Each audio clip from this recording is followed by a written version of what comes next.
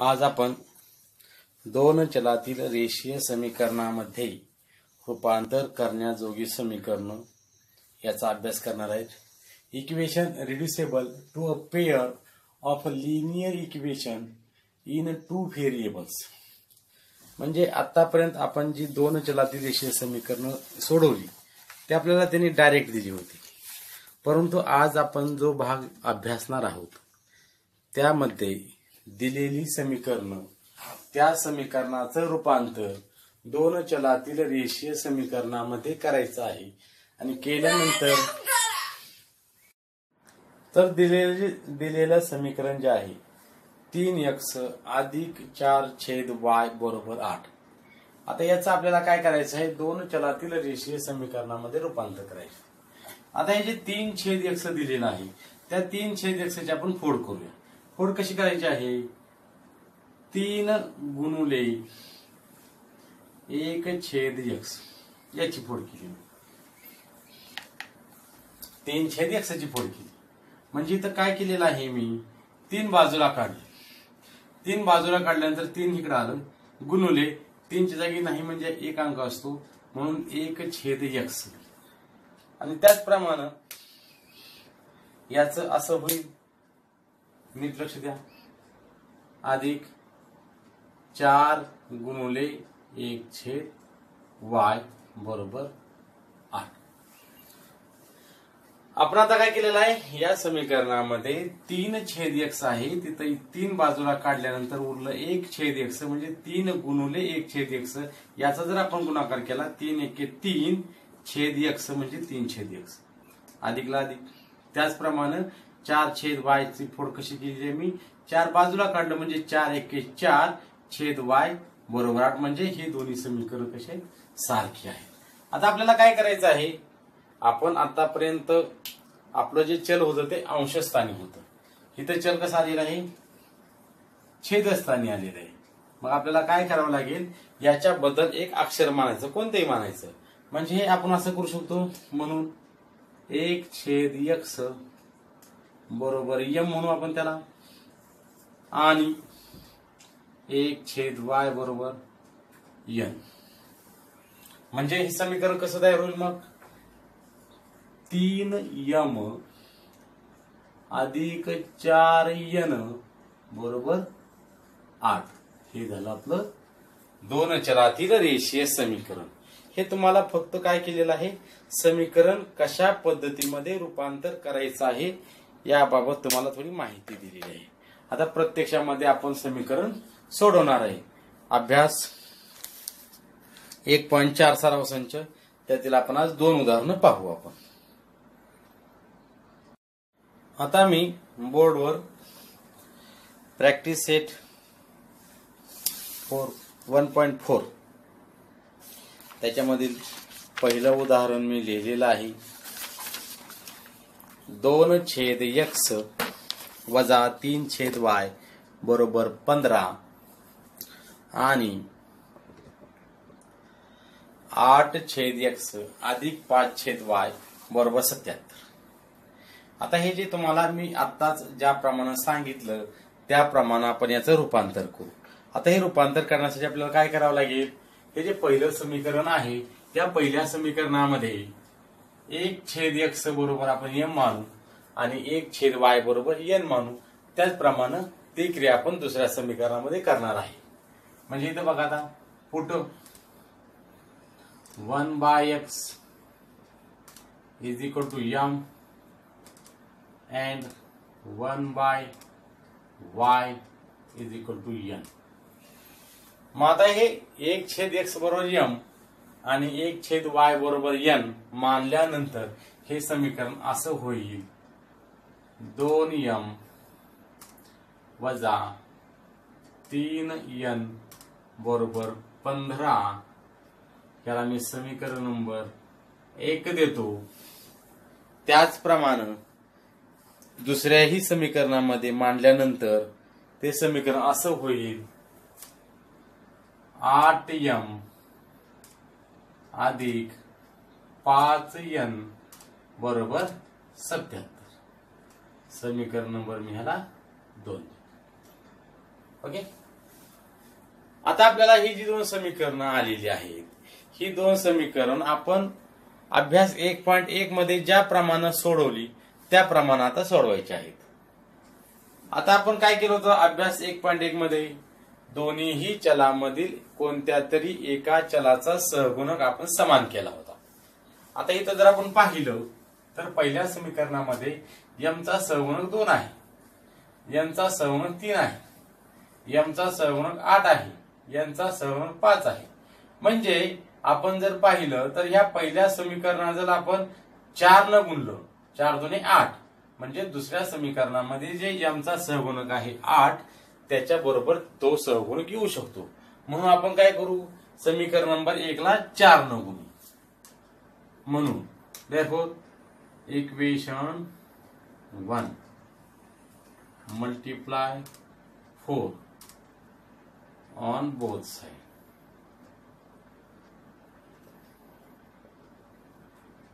समीकरण नंबर 1 ला आपण 4 न गुणू, मग काय येईल, 4 दुणे 8m वजा 4 त्रिके 12n बरोबर 15 चौक 60. समीकरण नंबर आता आपल्याला 3 मिळेल. म्हणजे समीकरण नंबर 1 चं रूपांतर आपण समीकरण नंबर 3 मध्ये केलेलं आहे. आता आपल्याला समीकरण नंबर 2 आणि समीकरण नंबर 3 सोडवायचं आहे. सोडवत असताना आपण यापूर्वी हे बघितलेलं आहे, दोघांचा आपण आता सहगुणक समान केलेला आहे. इथं सहगुणक आहे 8, इथं सहगुणक 8 आहे. दोघांची चिन्ह आहे सारखी. दोघांची चिन्ह सारखी असल्यानंतर आपण काय करतो, दोघांची वजाबाकी करतो. म्हणून आता आपण काय, जर दोघांची चिन्ह सारखी असतील तर वजाबाकी, आणि चिन्ह वेगवेगळी असतील तर आपण त्याची बेरीज करतो. म्हणून therefore इक्वेशन 2 मायनस इक्वेशन 3, म्हणजे आपण आता समीकरण नंबर 2 मधून समीकरण नंबर 3 वजा करणार आहे. आपण समीकरण नंबर 2 काय आहे, 8m अधिक 5n बरोबर 77. समीकरण नंबर 3 काय आहे, 8m वजा 12n बरोबर 60. आता आपल्याला काय करायचे आहे, या दोघांची करायची आहे वजाबाकी. वजाबाकी करायची म्हणजे काय करायचं, चिन्ह बदलून बेरीज करायची. याचं चिन्ह आहे अधिक, अधिकचं झालं वजा, हे वजा आहे, वजाचं झालं अधिक, आणि हे अधिक आहे ते अधिकचं झालं वजा. म्हणजे कसं होईल, 8m वजा 8m 0 नाही म्हणत चालेल. 12n अधिक 5n, 12 आणि 5 17, 17n बरोबर 77 मधून 60 आता घालवायचं आपल्याला. 7 0 गेले 7, 7 6 गेले 1, म्हणजे 17n बरोबर किती आलं, 17 आलं. मग आता आपल्याला n ची किंमत काढायची आहे. n आणि 17 मध्ये गुणुले चिन्ह आहे, म्हणून n बरोबर 17 भागिले 17, 17 × 17 17 × 17, म्हणून n ची किंमत आली 1. आता ही n ची किंमत जी 1 आली जे ते आपण समीकरण नंबर 1 2 3 कुठेही ठेवू, आपण समीकरण नंबर 1 मध्ये ठेवू. आपण आता therefore put n is equal to 1 in equation 1. समीकरण नंबर 1 मध्ये आपण किंमत ठेवू. मग समीकरण नंबर 1 काय आहे, 2m वजा 3n बरोबर 15. 2 ला 2, m ला m. आता आपल्याला किंमत कोणाची ठेवायची आहे, n ची. n ची किंमत किती आहे, 1 आहे, म्हणून मी ती किंमत n ची 1 ठेवतो. लक्षात येईल तुमच्या बरोबर 15. म्हणजे असं आलं 2m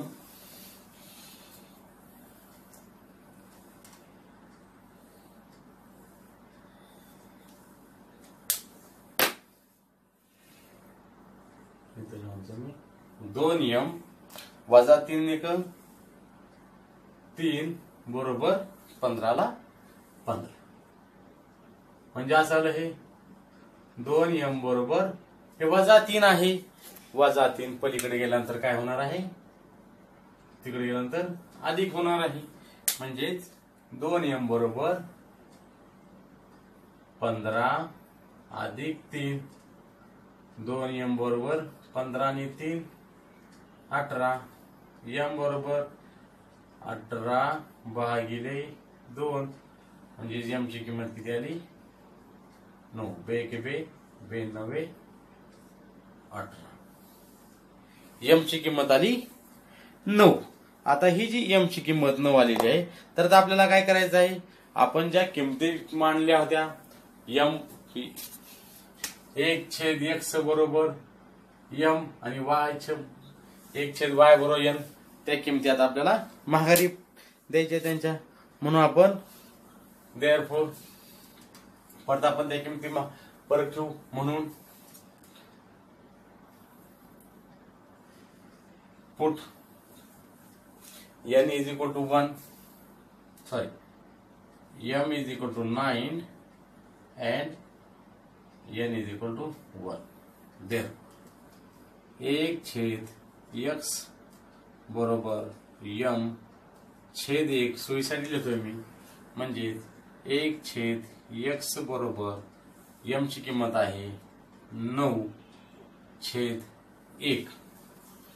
m ची किंमत 9. मग काय केलं, मग आता तिरकस गुणाकार 9x बरोबर 1 9 गुणिले x, म्हणून x ची किंमत आली 1/9.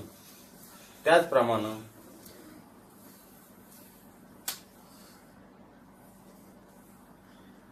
1/y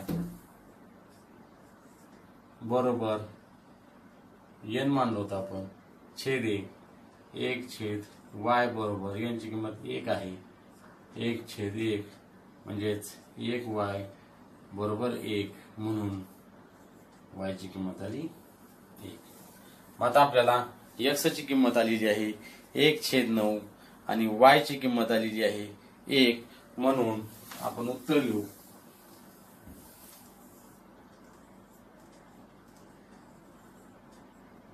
उकल बरोबर सुरुवातीला आपण x ची किंमत लिहितो 1/9, नंतर y ची किंमत लिहितो 1. तर या झाल्या समीकरणाच्या उकली.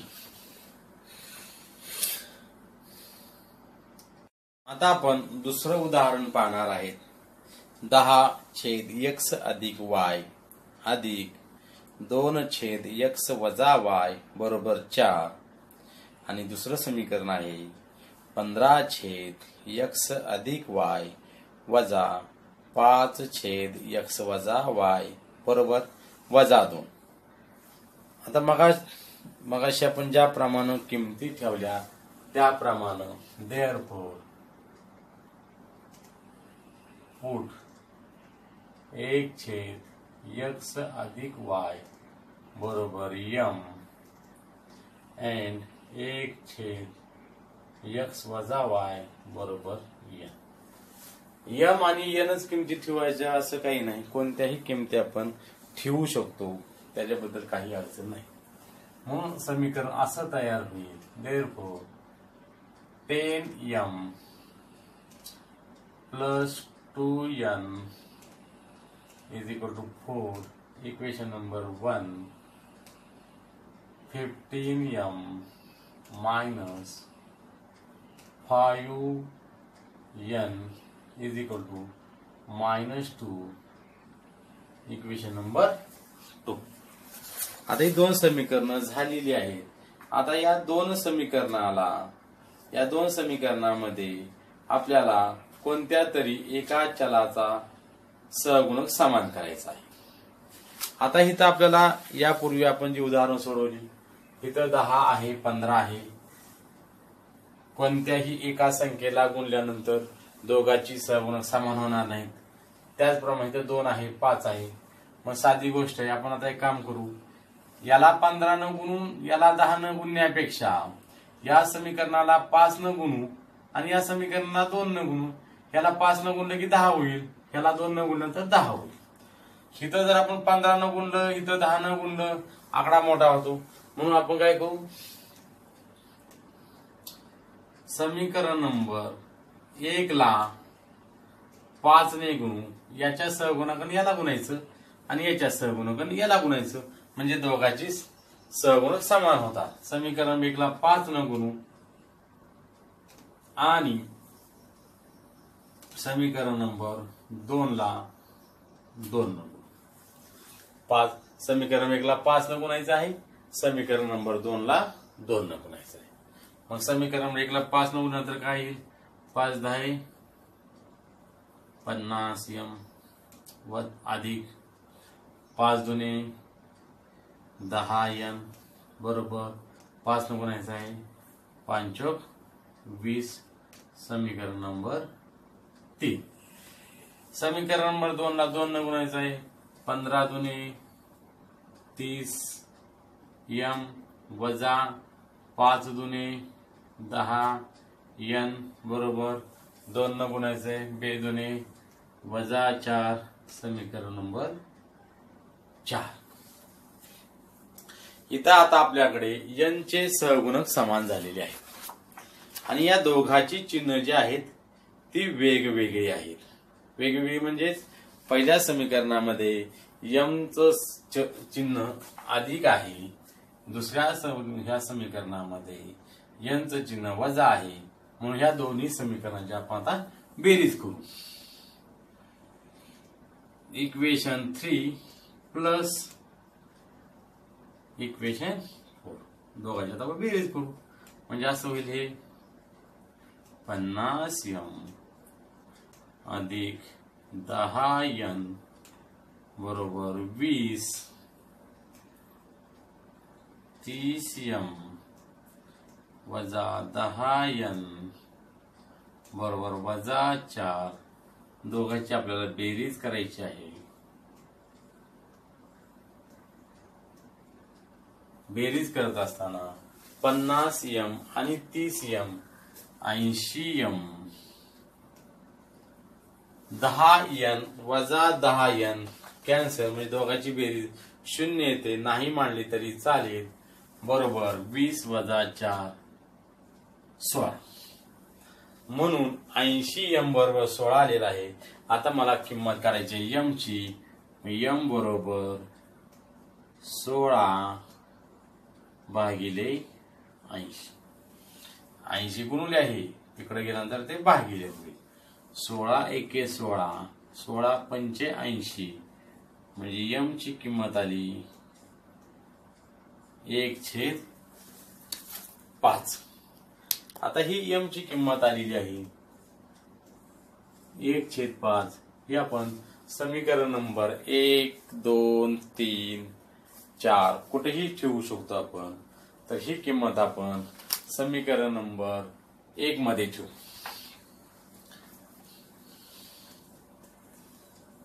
Put m is equal to 1/5 in equation 1. आता m ची किंमत समीकरण नंबर 1 मध्ये ठेवायची आहे. समीकरण नंबर 1 असं आहे, 10m अधिक 2n बरोबर 4. m ची किंमत ठेवायची मला 1/5.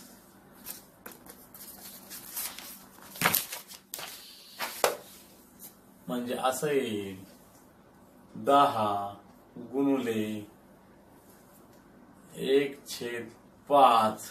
m ची किंमत ठेवली मी अधिक 2n बरोबर 4. म्हणजेच 5 एके 5, 5 दुने 10, म्हणजे इथं उरलं 2 अधिक 2n बरोबर 4. म्हणजेच मला किंमत पाहिजे आहे n ची. हे 2 आहे ते तिकडे पाठवतो मी, अधिकचं होईल वजा, म्हणजेच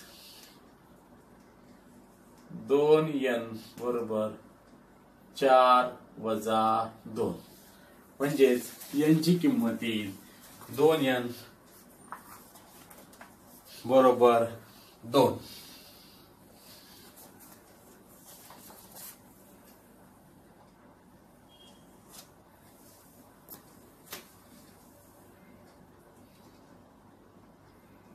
म्हणजेच यांची किंमत आली 2/2 बे के बे बे के बे n बरोबर किंमत आली 1.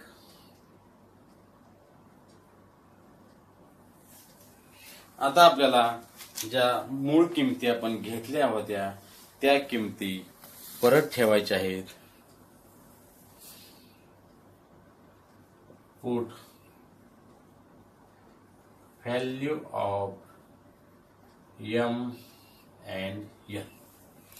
m आणि n ज्या आपण किमती घेतल्या होत्या त्या किमती परत आपण आता ठेवूया. म्हणजे असं होईल 1/x अधिक y बरोबर m छेद 1 सोयीसाठी होतो मी. म्हणजेच 1 व्यवस्थित लक्ष द्या x अधिक y बरोबर m ची किंमत आपल्याला लिहिली आहे 1/5.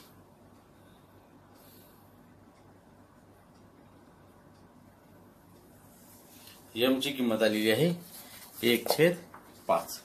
म्हणजे असं होईल ते परत समीकरण तिरकस गुणाकार 5×1=5. म्हणजे मी असं म्हणतो x अधिक y बरोबर 5. x अधिक y बरोबर 5 समीकरण आता आहे. तर आपण समीकरण द्यावं लागेल. आपल्याला समीकरण नंबर ह्याला मी आता 5 देतो. त्याचप्रमाणे 1/x वजा y बरोबर n घेतलं होतं आपण. सोयीसाठी आपण छेद 1 लिहितो मी. n ची किंमत 1च आहे. म्हणजे 1/x वजा y बरोबर 1/1. म्हणजे असं होईल ते x वजा y बरोबर 1. याला मी समीकरण नंबर 6 देतो. आता इथं आपल्याकडं 2 समीकरणं आलेली आहेत. आता हे 2 समीकरण आपण सोडू. इथं जर पाहिलं आपण इथं अधिक y आहे, इथं वजा y आहे. दोघांची आपण जर बेरीज केली तर y चा लोप होईल. म्हणून इक्वेशन 5 + 6 5 आणि 6 ची आपण बेरीज करू. म्हणजेच x अधिक y बरोबर 5 x वजा y बरोबर 1. दोघांची आपण बेरीज करणार आहे. x 2x y वजा y कॅन्सल. y वजा y 0 नाही तर चालेल. 5 अधिक 1 6. म्हणजे x ची किंमत आली x बरोबर 6/2. म्हणजे x बरोबर बे के बे बे त्रिक 6. म्हणजे x ची किंमत आली 3. आता ही x ची किंमत आलेली आहे 3. ते आपण 5 आणि 6 मध्ये कुठे ठेवू आपण. म्हणून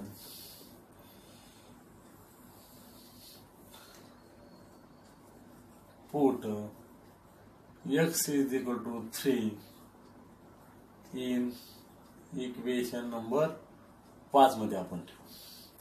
म्हणजेच x अधिक y बरोबर 5. x ची किंमत आहे 3. x ची किंमत आहे 3 अधिक y बरोबर 5. हे 3 अधिक आहे. तिकडे गेल्यानंतर ते वजा होईल. म्हणजे असं होईल ते y बरोबर 5 वजा 3. म्हणजेच y ची किंमत आली 2. y ची किंमत आली 2. Therefore, solution of the equation म्हणजे ह्या समीकरणाची उकल